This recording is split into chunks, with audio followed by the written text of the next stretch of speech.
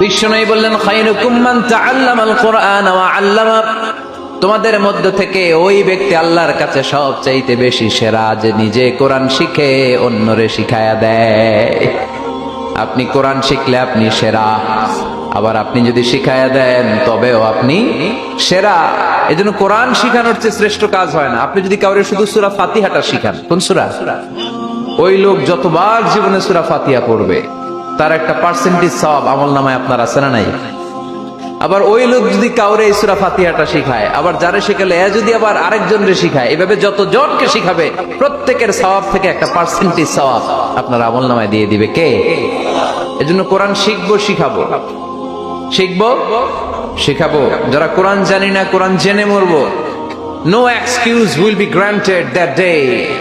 সেদিন কোনো অজুহাত আল্লাহ গ্রহণ করবে না। সব পারো, কোরআন পারো না কেন? সবই তো